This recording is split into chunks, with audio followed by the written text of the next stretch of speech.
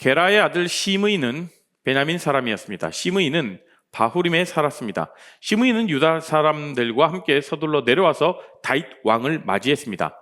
시므이와 함께 베냐민 사람 1000명도 왔습니다. 사울 집안의 종인 시바도 왔습니다. 시바는 자기 아들 15명과 20명을 데리고 왔습니다. 그들은 모두 서둘러 요단강으로 내려가서 왕을 맞이했습니다. 사람들은 요단강을 건너서 왕의 가족이 유다로 돌아오는 것을 도와주었습니다. 그들은 왕의 마음이 기쁘도록 애를 썼습니다. 왕이 강을 막 건너려 할 때 게라의 아들 시므이가 왕에게 나왔습니다. 시므이는 얼굴을 땅에 대고 왕 앞에서 절을 했습니다. 시므이가 왕에게 말했습니다. 내 주여, 저의 죄를 마음에 품지 말아 주십시오. 왕께서 예루살렘을 떠나셨을 때 제가 저지른 죄를 기억하지 말아 주십시오. 저의 죄를 제가 압니다. 그래서 요셉의 집안 중에서 제가 제일 먼저 내려와서 왕을 모시는 것입니다. 내 주 왕이시여. 그러나 스루야의 아들 아비새가 말했습니다. 시므이는 죽어야 합니다. 시므이는 여호와께서 기름 부어 세우신 왕을 저주했습니다. 다윗이 말했습니다. 수리아의 아들들이여, 이 일이 그대들과 무슨 상관이 있어? 그대들은 오늘 나와 원수가 되려 하고 있어. 오늘은 이스라엘에서 아무도 죽임을 당하지 않을 것이오. 오늘은 내가 이스라엘의 왕이 된 날이 아니오. 그리고 나서 왕이 시므이에게 말했습니다. 너는 죽임을 당하지 않을 것이다. 왕은 이처럼 시므이에게 약속을 했습니다. 아멘. 여러분, 기독교 신앙인, 그러니까 크리스천의 모습 하면 무엇이 떠오르세요, 여러분? 어떤 하나님과의 동행, 성령 충만한 삶, 이런 것을 떠올릴 수도 있겠죠. 자, 그러면 세상 사람들이 바라본 크리스천의 모습은, 세상 사람들이 바라봤을 때 기독교 신앙인의 모습은 어떨까라고 했을 때 떠올리는 모습은 어떤 모습을 떠올리냐면, 우리가 말하는 어떤 추상적인 것과는 다르게 좀 이야기를 하더라는 거죠. 하나님과의 동행, 성령 충만한 삶, 이런 것보다도 자신들의 삶과 직접적으로 연관되어 있는 답을 많이 하곤 합니다.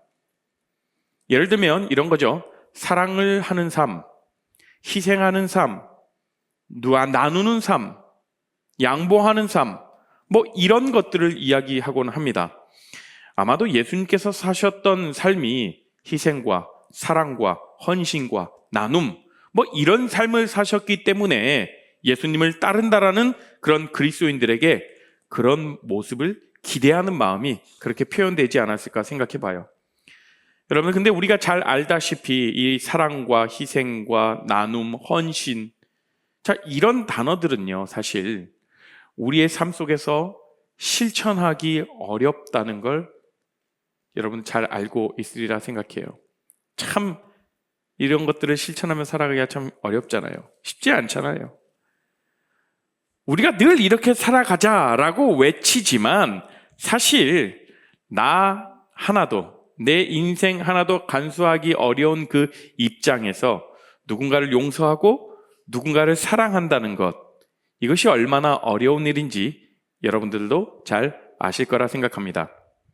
자, 이런 여러 가지 고민을 가지고 있는 이 시대 그리스도인들에게, 저와 여러분들에게 오늘 본문은 다윗이 보여주죠.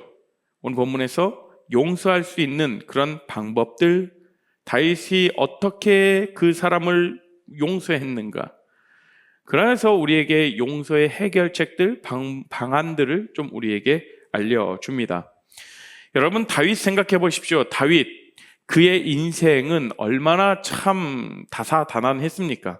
정말 많은 사건, 사고들이 일어났던 그 인생이에요. 한 번은 그 사울왕에게 굉장히 쫓기면서, 거의 다른 국가로 망명하면서 미친 척하는 그런 모습들까지도 하면서 그렇게 살아갔던 사람이에요. 한 번은 자신의 아들이 반역해서 자신이 피신까지 해야 되는, 쫓기는 상황, 왕궁을 피해 있던 그런 사건들도 있죠. 그러나 이제 이 왕궁을 떠나서, 그러니까 자신의 목숨을 위해서 쫓겨난 그 삶, 자신의 아들이 반역을 해서 그렇게 일어났던 삶의 스토리가 오늘 본문 전 본문입니다. 자, 그러면 우리가 조금 더 이 사건을 좀 깊이 한번 보죠. 반역한 아들이 누구일까? 그의 아들 중에 압살롬이라는 사람이 있었어요. 이 사람은요, 사실은요, 꽤 치밀하고 권력욕이 굉장히 큰 인물이었습니다.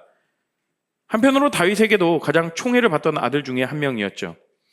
근데 어쨌든 여러 가지 복잡한 사건들로 막 꼬여가지고 그 결과 아버지 다윗 왕에게 반기를 들었습니다. 반역을 한 것이죠.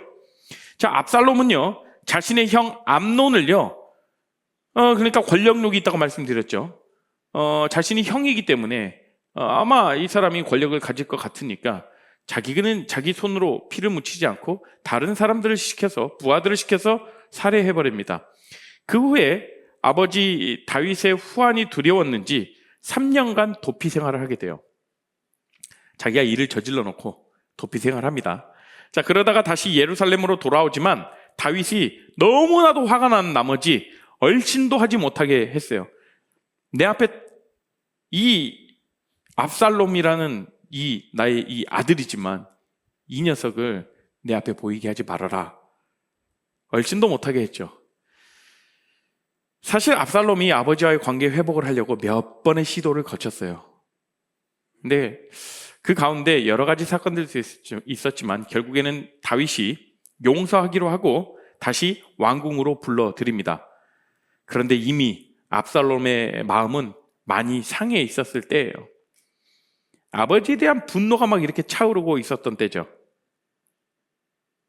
자, 압살롬은 치밀하게 반역을 계획해 왔습니다. 그에 있어서 정치자들과 많은 영향력을 미치는 그런 사람들을 다 자신의 편으로 만드는데 계속해서 물밑 작업을 했던 거예요. 자, 이제 많은 사람들이 압살롬에게 붙습니다. 이제 기세가 압살롬에게 기울죠.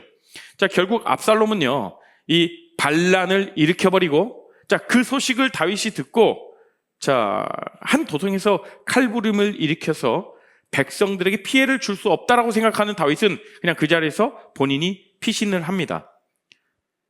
예루살렘을 빠져나온 것이죠. 자, 그런데 반전의 사건이 일어납니다. 자, 압살롬의 정예 군사, 그 압살롬의 정예 병사들 중에 다윗이 심어놓은 다윗의 사람 첩자가 있었던 거예요. 자, 잘못된 정보를 자꾸 흘리면서 다윗이 멀리 떠나갈 수 있도록, 그래서 군사를 재정비할 수 있는 시간을 번 겁니다. 결국 이 압살롬의 이 반란군과 다윗이 모은 정예 병사들과 붙었어요. 자, 결과는 어떻게 됐을까요? 자, 압살롬의 참패로 끝나버립니다. 이거는 뭐 이렇게 반란의 기세를 들었지만 결국에는 그냥 꺾여버리고 만 것이죠. 자, 이제 전세가 역전되어서 이제 압살롬이 도망하는 그런 신세가 되어버린 겁니다. 자, 결국 압살롬은요, 다윗의 신복 요압에게 죽임을 당하게 됩니다. 다윗은 이제 왕궁으로 이제 다시 복귀하게 되죠. 자, 왕궁으로 복귀하는 장면이 바로 오늘의 본문 내용입니다. 자, 보십시오. 이제 다윗이 다시 들어온다는 소식을 듣고, 자, 그래, 우리 왕이 이제 우리 왕궁에 정말 있어야 할 분이 이제 오시는구나. 많이 기뻐했어요. 정말 즐거워하면서 기뻐했죠. 반면에 굉장히 불안했던 사람들도 있었습니다. 굉장히 불안에 휩싸인 사람들도 있었죠. 야, 이거 돌아오면 피바람 부는 거 아니야? 야, 이건 난리가 났네. 그런 것들의 큰 염려에 휩싸인 사람들이 누구겠습니까? 그 압살롬의 반역에 가담했던 자들, 압살롬의 편에 붙어 있던 자들, 그들이 굉장히 두려웠겠죠. 염려했겠죠. 배신했던 사람들이 결국엔 불안에 떠는 겁니다. 자, 오늘 이제 이 다윗 왕이 왕궁으로 다시 이제 복귀하고 있습니다. 그때에 두 사람이 달려오면서 나타나죠. 오늘의 두 사람 나타나는데 한번 읽어볼까요? 16절과 17절입니다. 한번 읽겠습니다. 시작.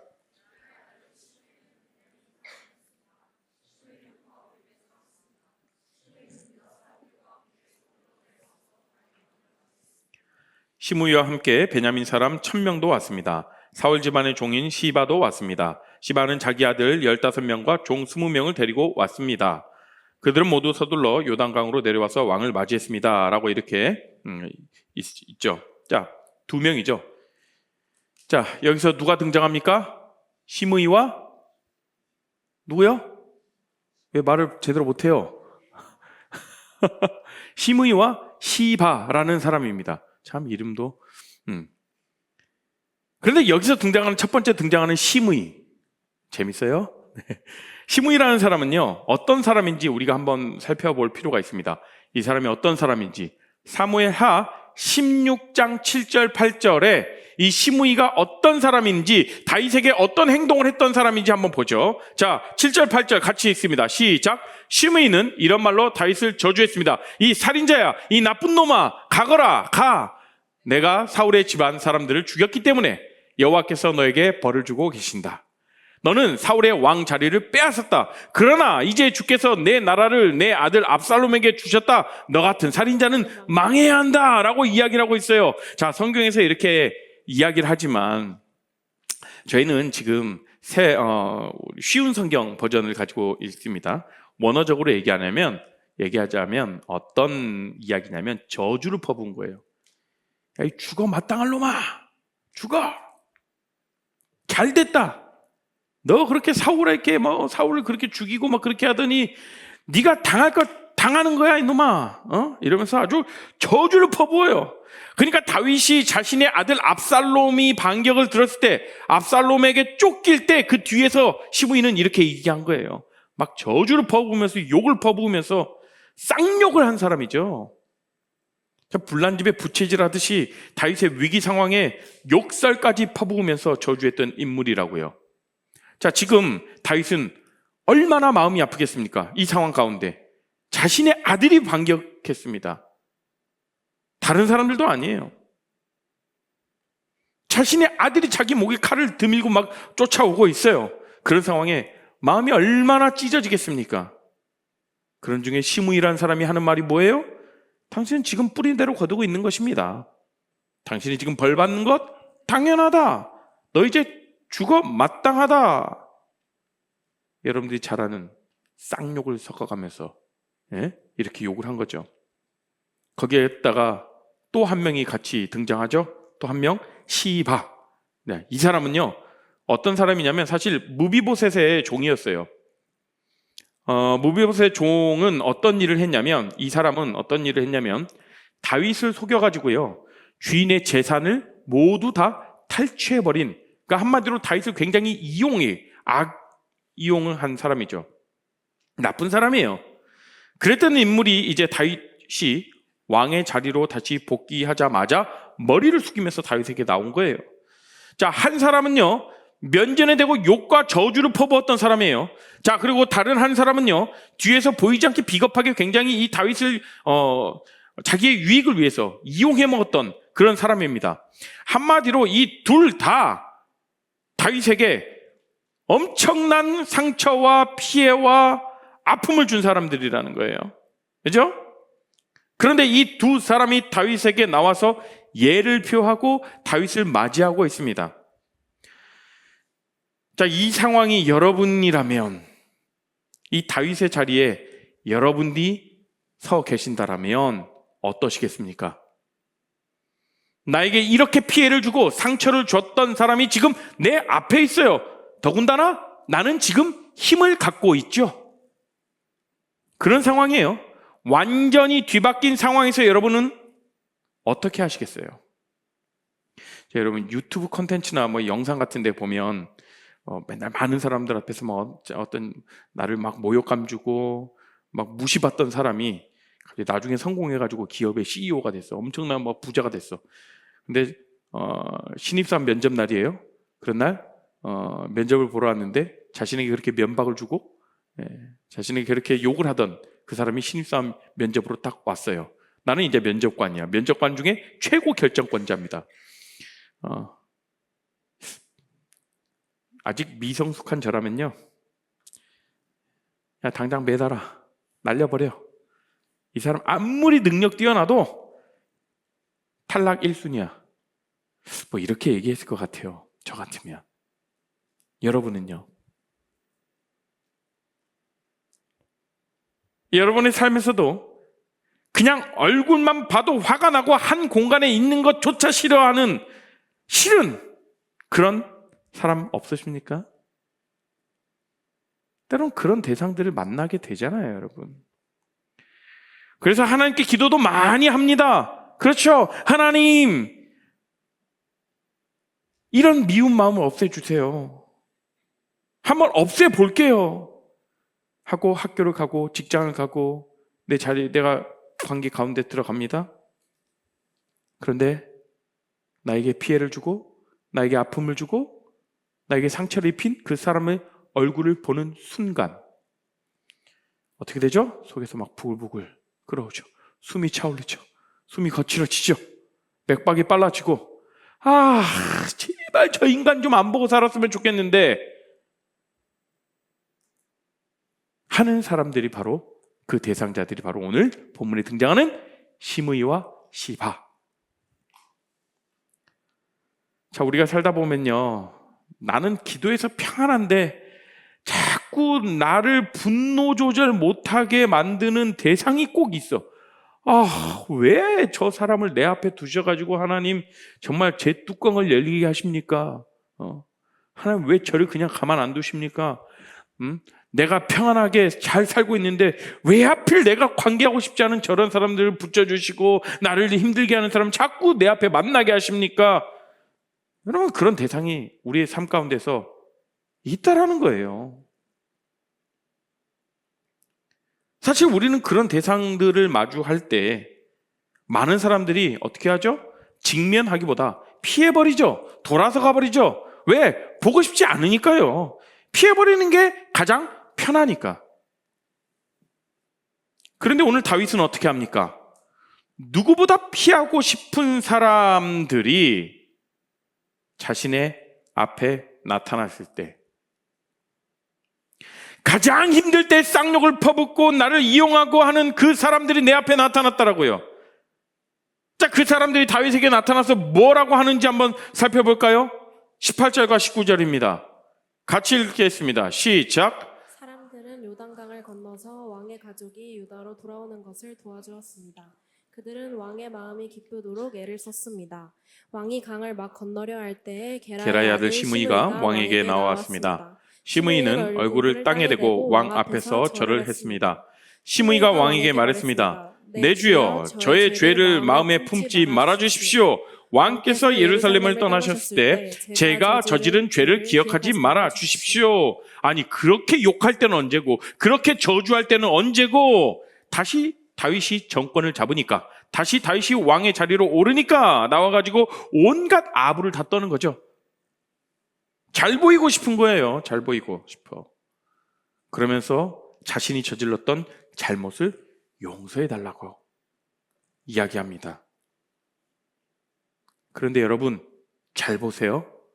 지금 시므이가 다윗에게 머리를 조아리면서 용서를 비는 모습이 진심으로 느껴지세요? 아니죠. 누가 봐도 진심으로 느껴지지가 않다고요. 왜요? 그의 마음이 하나도, 그의 삶의 모습이 하나도 변하지 않았기 때문에요. 왜? 18절 말씀에 이렇게 얘기하죠. 왕의 마음이 기쁘도록 그들이 애를 썼다. 왕의 마음을 돌려놓기 위해서 온갖 수를 다 썼던 거예요. 결국 환심을 사려는 그런 행동을 했던 것입니다. 또 어떤 모습에서 진심이 아니라고 느껴지냐면, 자, 이 사람이 나올 때에 그냥 나오는 것이 아니라 베냐민 사람 1000명을 대동해서 쫙 다윗 앞에 옵니다. 그 모습만 봐도 딱 알아요. 1000명이라는 엄청난 인력을 동원해서 무언의 그런 이야기를 하는 거죠. 저에게 이 정도의 힘이 있습니다. 저 그냥 안 받아주시면 후회하실 텐데요? 라고 하는 그런 무언의 압박이 있던 거죠. 나를 받아주신다라면 이 모든 사람, 이 1000명의 사람들까지도 함께 다스리실 수 있는 겁니다. 이런 말을 하고 싶은 거예요. 이게 진심으로 용서를 구하는 그런 모습입니까? 아니죠. 여러분, 우리가 누군가에게 용서를 구할 때는요, 정말 용서를 비는 마음이 있다면 우리의 삶의 태도의 모습이 바뀌게 돼요. 태도가 바뀌어요. 삶이 변해요. 그런데 오늘 시므의 그 모습 속에서 변한 모습 하나도 찾아볼 수가 없어요. 자기의 유익을 따라서 내가 어떻게 하는 게 더 손해를 덜 보는 것일까 생각하면서 자존심 상하지만 그래도 나의 유익을 위해서 최소한의 손해를 보기 위해서 용서를 구하고 있는 모습, 진심이 아니죠. 또다시 상황이 바뀐다라면 이 시므이 언제든 다윗을 배신할 수 있는 사람이라는 거죠. 이런 사람을 다윗 왕은 바보처럼 받아줍니다. 이러한 계략들과 이런 마음들을 다윗이 몰랐을까요? 아, 그래, 네가 정말로 반성하고 있구나. 나에게 정말로 용서를 구하고 있구나. 그래, 내가 용서해 줄게. 이런 마음이 아니에요, 사실. 우리도 아는데 다윗이라고 몰랐겠습니까? 그러나 다윗은요, 시므이를 받아줍니다. 23절. 그리고 나서 왕이 시므이에게 말했습니다. 자, 너는 죽임을 당하지 않을 거야. 왕은 이처럼 시므이에게 약속을 합니다. 어떻게 한 거예요? 용서하기로 결정한 거죠. 여러분, 이해가 되세요? 지금 이 사건 앞에 여러분 이해가 안 되죠? 여러분, 저와 여러분의 삶에서도 사실 용서를 많이 하고 살아가지 않습니까? 그런데 우리가 하는 용서의 모습과 다윗이 하는 그 용서의 모습은 조금 사뭇 다른 것 같아요. 자, 우리가 하는 용서에는요, 조건들이 붙더라고요. 자, 내가 용서하긴 할 건데, 야, 내가 너 용서하긴 할 거야. 그러나 용서를 구하는 그 대상이 변했을 때, 자, 네가 변한 모습이 보일 때 내가 용서할 거야. 나에게 피해를 준 대상이 내게 와서 정말 사죄하면서 반성하는 모습으로 용서를 구하는 사람에 한해서 내가 용서할 거야.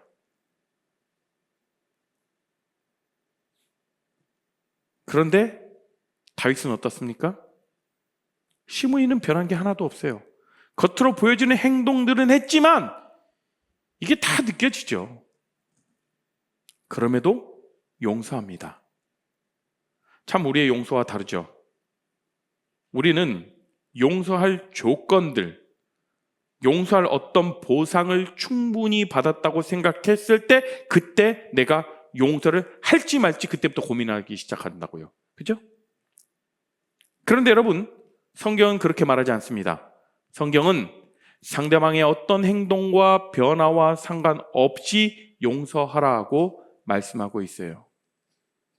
자, 여러분, 예수님을 한번 생각해 보실까요? 예수님, 제자들이 배신하고 자신을 팔아넘기고 저주하고 다 외면했지만 다시금 제자들을 찾아가셔요. 용서하시고 오히려 사랑으로 그들을 품어주셨잖아요. 예수님이 십자가에서 달려 죽으시고 그 이후 제자들은 다시 예전의 삶으로 다 돌아갔어요. 뭐 변했습니까? 변한 모습이 하나도 없어요. 자신의 잘못을 뉘우치면서 그렇게 변한 삶을 살았어요? 아니라고요. 예수님이 용서하신 게 비단 제자들뿐만이겠습니까? 아니요. 자신을 욕하고 자신을 십자가에 못 박히도록 한 유대 종교 지도자들, 많은 사람들, 이들의 죄까지도 다 주님 사해 주십시오라고 하나님께 기도하면서 십자가에서 돌아가셨다고요. 내가 죽는 이유가 저 사람이 날 고발해가지고 저 사람이 날 십자가에 매단 거예요. 근데 저 사람을 위해서 저 사람의 죄를 사해달라고 하나님께 기도하면서 자신의 목숨이 끊기는 그 순간에, 그게 바로 예수님의 사랑입니다. 우리의 용서와도 너무나도 다른 용서를 보여주죠. 자, 그럼 우리는 어떻게 반응하죠? 그건 예수님이니까 그렇죠. 예수님이니까. 당한 건 난데, 손해본 건 난데, 왜 맨날 나만 품어줘야 됩니까? 왜 나만 품어야 돼요? 하나님, 그렇게 말씀하지 마세요. 라고 우리가 하나님께 그렇게 따질 때 있지 않습니까? 그렇게 반응했던 사람이 오늘 본문에 등장하여 누구냐면 아비새라는 사람입니다. 아비새. 사람 이름입니다. 네. 21절 한번 볼까요? 21절 시작. 그러나 수리아의 아들 아비새가 말했습니다. 시므이는 죽어야 합니다. 시므이는 여호와께서 기름 부어 세우신 왕을 저주했습니다. 자, 이 아비새라는 사람은요, 이렇게 이야기해요. 이 사람 완전히 죽여야 됩니다. 그냥 둬서 큰일 나요. 아비새 입장은 우리와 똑같죠. 아니, 우리가 손해봤는데, 우리가 당했는데 왜 저 사람을 용서해 줍니까? 내 마음에 스크래치를 입었는데, 내가 이렇게 상처를 받았는데 내가 얼마나 저 사람을 더 용서해야 됩니까? 내가 왜요? 아비새의 모습과 우리의 모습들이 너무 똑같지 않아요? 어떻게 보면 지금 아비새는요, 다윗의 가려운 마음을 시원하게 긁어주고 있는 거잖아요. 사실 이 얘기 누가 해야 돼요? 다윗이 해야 되죠. 야, 확 죽여. 이 얘기를 못하고 하지 않기로 결정하고 품기로 결정하고 용서하잖아요. 그런데 그 옆에서 아비새가 그렇게 이야기를 합니다. 저 사람 죽어 마땅합니다. 말씀만 해주십시오. 제가 그냥 가서 처단해버리겠습니다. 자, 그러나 다윗의 생각은 달랐죠. 물론 다윗도 시므이와 시바를 볼 때마다 생각이 났겠죠. 왜 생각이 안 났겠어요? 용서하기로 결정하면 이전에 했던 일들이 완전히 생각이 안 납니까? 완전히 잊혀져요? 저 사람이 아름다운 사람으로 보여요? 아니잖아요. 저 사람이 날 조롱하고 나를 등쳐먹고 쌍욕 퍼붓고 멸시했고 이용했던 게 떠오를 수밖에 없어요. 사실 다윗도요, 그냥 안 보면 더 좋았을 수도 있었다라는 거죠. 그러나 다윗은 품기로 결정합니다. 용서하기로 결정해요. 우리도 관계가 틀어지고 나에게 피해를 준 사람, 나에게 상처를 안겨준 사람 안 보면 속 편해요. 관계를 끊어버리는 게 사실 내 마음이 덜 아파요. 그러나 지금 다윗은요, 자신이 가시에 박히면서도 끌어안고 가는 그런 느낌으로 용서하고 있습니다. 제가 이 용서에 대해서 어떻게 하면 좀 잘 표현할 수 있을까? 어떻게 좀 잘 설명할 수 있을까? 제가 그렇게 용서를 많이 안 했나 봐요. 그래서 제 아내에게 물어봤습니다. 왜? 수도 없이 저를 용서해 줬으니까요. 여보 나를 어떻게 그렇게 용서를 많이 해줬어? 이 표현을 하더라고요. 용서는 가시에 박히면서도 그걸 끌어안고 가는 느낌이다. 저 사람이 또다시 배신하고 나를 욕할 수 있다는 것을 알면서도 용서하기로 결정하며 나아가는 거예요.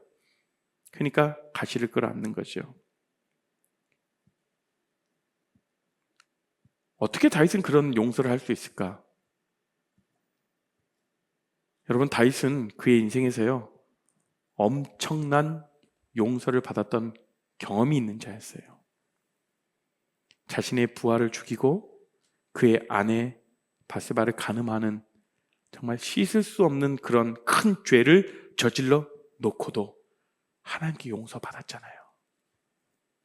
물론 그 과정에서 철저한 회개가 있었지만요, 지금 다윗은 그런 철저한 회개가 있었기 때문에 용서를 받았다는 데 초점을 두는 게 아니라 자기가 받았던 용서와 용납의 은혜가 더 컸기 때문에, 그걸 경험했던 자였기 때문에 이 원수와도 같은 사람을 용서하기로 마음 먹을 수 있었던 겁니다. 주님은요, 우리에게 어떠한 조건도 붙이지도 않으셨습니다. 야, 너 교회를 위해서 죽도록 충성해봐. 네가 가지고 있는 죄 절반 좀 내가 한번 없애줘 볼게. 예배 생활 잘해. 헌신 좀 해. 헌금 좀 많이 해. 그러면 내가 너 좀 용서해 줄게. 네 죄를 좀 없애줄게. 하나님은 우리에게 그렇게 찾아오셨습니까? 우리에게 그렇게 딜하신 적이 있으세요? 우리를 찾아오신 주님은요, 아무 조건 없이 우리에게 찾아오십니다. 우리가 무슨 죄를 지었고 얼마나 나쁜 삶을 살았는지, 그런 삶을 살았음에도 불구하고 아무 말씀 없이 오셔서 우리에게 손 내미시고 손을 붙잡아 주시고 우리를 사랑하신다라고 말씀하시고 우리를 용서한다라고 말씀하신 분이 바로 우리 주님이시라는 사실이에요, 여러분. 그런데 여러분, 이 사실, 이 자리 가운데 모르는 사람 어디 있습니까? 다 알잖아요. 우리 모두가 다 안다고요. 우리 귀에 딱지가 붙을 정도로 얼마나 많이 들었습니까? 하지만 여전히 우리 안에 분노가 일어나는 모습들, 우리 안에 용서하지 못하는 그런 모습들 있지 않습니까? 용서할 수 없는 마음, 그 상대를 바라볼 때마다 분노하는 그런 마음이 올라올 때마다 우리는요, 날 사랑하신, 날 용납하시고 날 받아주신, 날 품어주신 예수님을 바라봐야 돼요. 예수님이 우리를 향하여 주셨던 사랑의 힘, 용서를 베푸시고 우리가 그 용서를 받았던 은혜를 계속해서 우리는 떠올려야 됩니다. 사실 결국에는 우리 안에요, 누구를 용서할 수 있는 힘 없다라는 거예요. 우리의 힘으로 하려면 정말 너무나도 버거워요. 하지만 나의 슬픔과 비통함, 억울함, 이런 나의 모든 감정들, 상처들은 하나님께 올려드리고 하나님 앞에서 울고 그분께 위로를 받고요. 주님, 오늘도 살아가면서 내가 용서할 힘을 주시고 주님을 바라보면서 내가 받았던 용서의 은혜를 기억하게 해주세요. 라고 우리가 주님께 간구하며 나아가는 저 여러분 다 되길 소망합니다. 혹여나 내 삶 가운데에서 정말 용서할 수 없고 용서하기 싫은 그런 사람들, 그런 대상들이 있다라면 오늘 말씀 기억하면서 예수님께서 날 사랑해 주셨던 그 예수님의 사랑과 내가 용납받았던 것들을 기억해 보십시오. 내 힘으로 할 수 있는 게 아닙니다. 하나님, 그 마음마저도 나에게 주시고 힘과 용기를 허락하여 주십시오. 라고 기도하며 나아가는 우리 모든 귀한 내 공동체 다 되기를 주님의 이름으로 축복합니다. 이 시간 우리가 함께 찬양하며 또 기도하며 나아가실 텐데요. 날 얼마나 사랑하시는지 예수님이 나의 모든 삶을 바라보시고 나의 삶을 지켜주시고 날 용서하시는 그 예수 그리스도의 이름을 우리가 찬양하며 함께 나아가시겠습니다.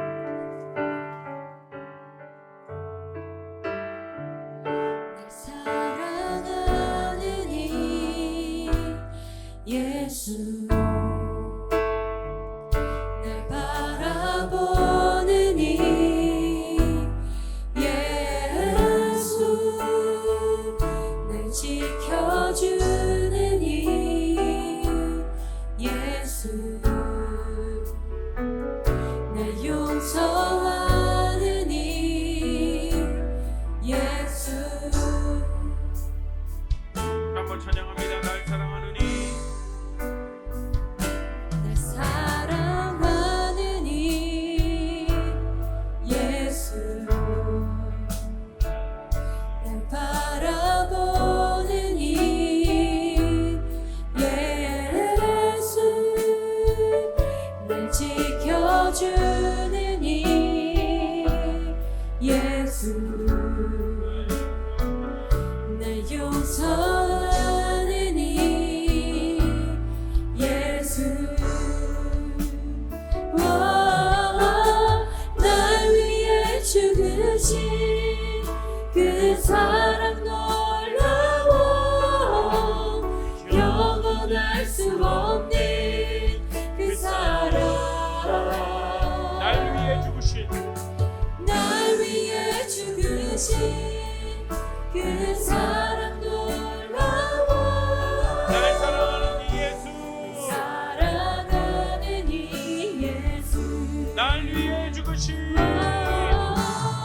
날 위해 죽으신 주신 그 사랑 놀라워 영원할 수 없는 그 사랑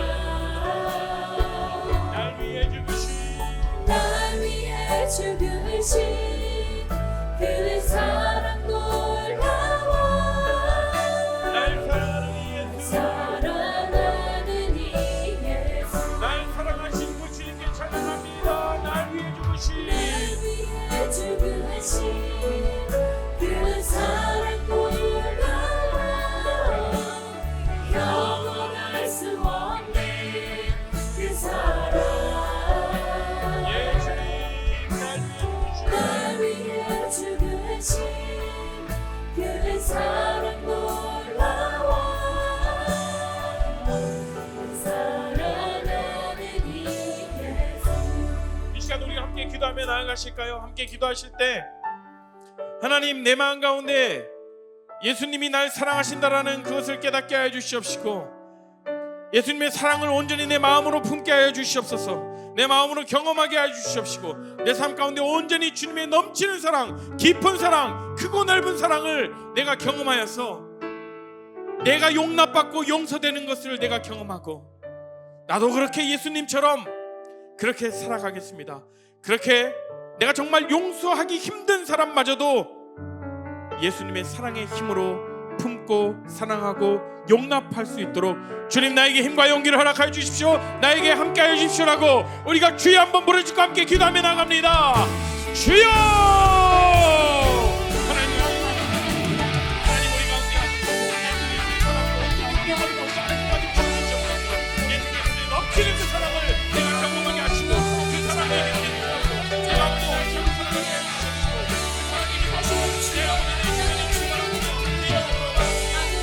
해주시고 아무런 대가 없이 하나님 우리를 사랑하셔서 우리를 끌어안으시기로 오늘 오늘 죽으시고 결정하신 말씀을 나가라 위하여 용서하시고 아버지의 사랑이 우리 안에 베풀어 주시고 하나님의 사랑을 다시 한번 기억하며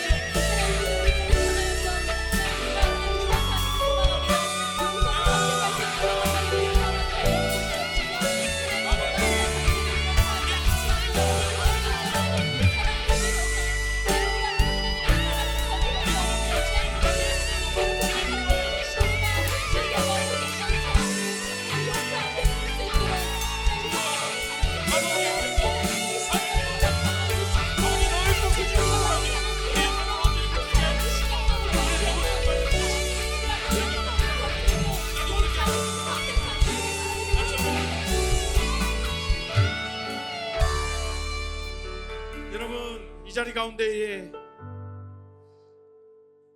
정말 내가 용서할 수 없는 그런 대상이 있는 그런 분들이 계십니까? 내가 그 사람만의 얼굴만 생각해도 그 사람과 한 공간에 있는 것만으로도 내가 숨이 막혀오고 그 사람의 얼굴만 떠올려도 정말 내가 치가 떨리게 화가 나고 용서할 수 없는 그런 대상이 있는 사람들이 있다라면 이 시간 가운데 우리가 주님께 도움을 구하며 기도하시죠. 하나님, 제 힘으로는 용서할 수 없습니다.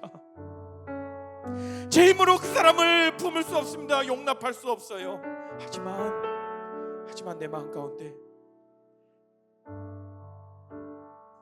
하나님의 사랑을 부어주셔서 품을 수 있도록 주님 함께 해주세요라고 이 시간 내 마음 가운데 일하여 주시도록 나의 상처난 마음을 치유하시고 덮어주시도록 내가 먼저 주님의 사랑을 온전히 경험할 수 있도록 잠시 잠잠히 함께 우리가 기도하실까요?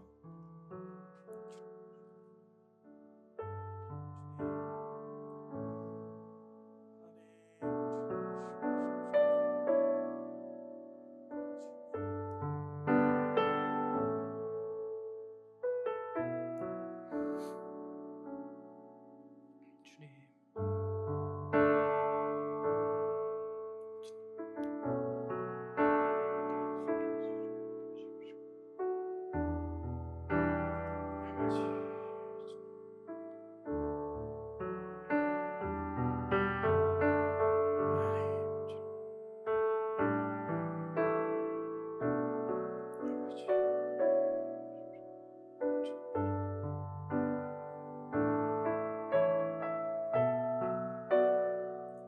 사랑의 하나님, 우리의 어떠한 모습을 떠나서도 우리를 사랑하시고 우리를 품어주시고 우리를 용서의 자리에 나올 수 있도록 주님 인도해 주심에 감사합니다.